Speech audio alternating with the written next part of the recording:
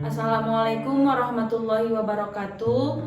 Saya perwakilan dari kelompok 4 yang beranggotakan Ariana Damayanti Limbong, Dea Ayu Pramudia, Fatimah Sihombing, Filzah Aini Wiyanda, Indah Fadliani Pasaribu, Junjungan Nathanael Sitanggang, Leli Anggraini, dan Salsabila Harahap. Dalam video ini kami akan mempresentasikan hasil diskusi kami untuk memenuhi tugas proyek pada mata kuliah Pendidikan Pancasila. Dan terima kasih kepada Ibu Mariatun Kabatia, SPD MPD, selaku dosen pembimbing pada mata kuliah Pendidikan Pancasila.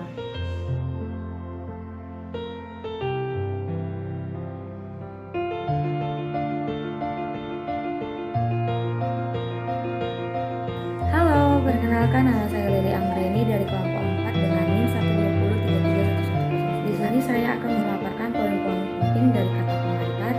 Syukur kita panjatkan atas kehadiran Tuhan Yang Maha Kuasa yang telah memberikan rahmat dan karunia-Nya sehingga pembuatan proyek ini dapat diselesaikan dengan memaparkan poin-poin penting tentang tugas proyek kami untuk memenuhi mata kuliah pendidikan yang merupakan sebagian kecil dari seluruh pembahasan. Demikian saya dan kelompok dengan segenap kemampuan yang kami miliki dari pengetahuan kami untuk memaparkan dan menyajikan tugas proyek yang kami lakukan dalam hidup.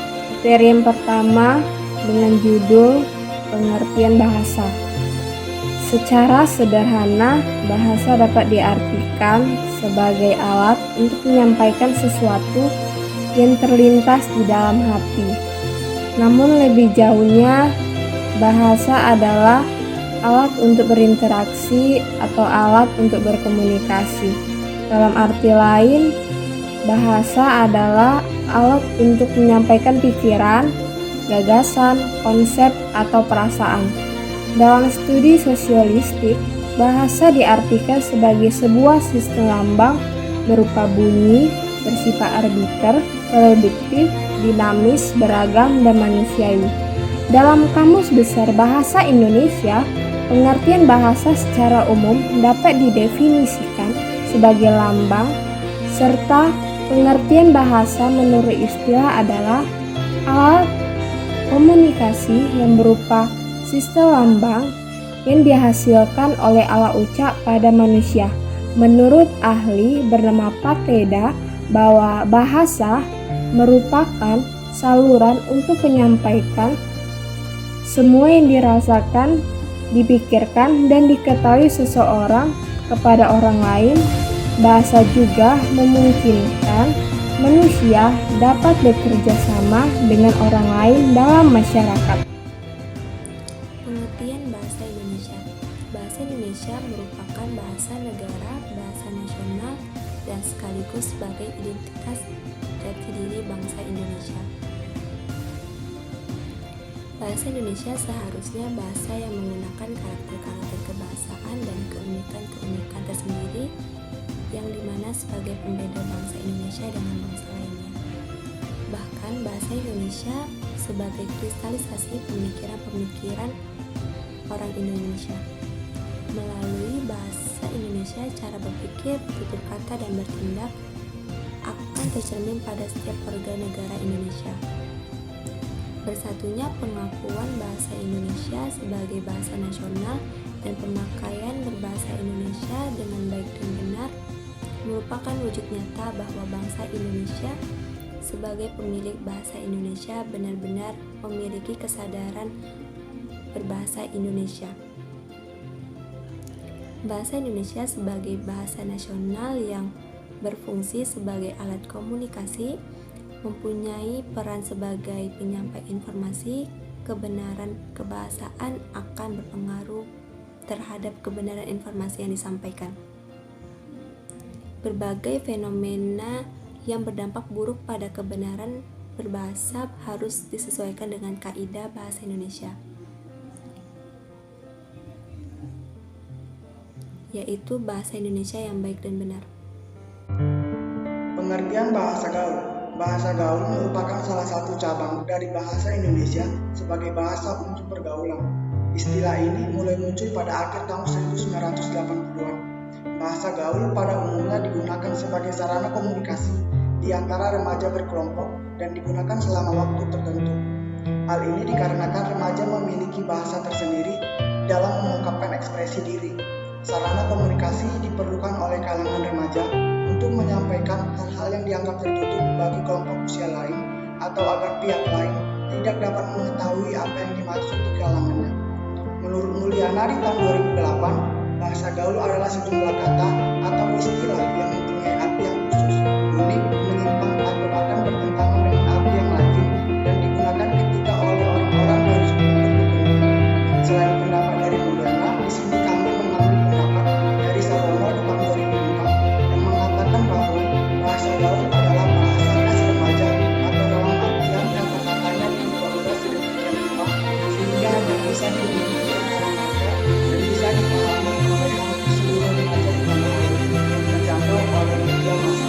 Padahal istilah itu berkembang, berubah dan bertambah. Pengertian bahasa gaul. Bahasa gaul merupakan salah satu cabang bahasa Indonesia sebagai bahasa untuk pergaulan. Istilah ini muncul mulai dari akhir tahun 1980-an. Bahasa gaul pada umumnya digunakan sebagai sarana komunikasi di antara remaja sekelompoknya selama turun-temurun. Hal ini dikarenakan remaja memiliki bahasa tersendiri dalam mengungkapkan ekspresi diri. Sarana komunikasi diperlukan oleh kalangan remaja untuk menyampaikan hal-hal yang dianggap tertutup bagi kalangan usia lain, atau agar pihak lain tidak dapat mengetahui apa yang sedang dibicarakan.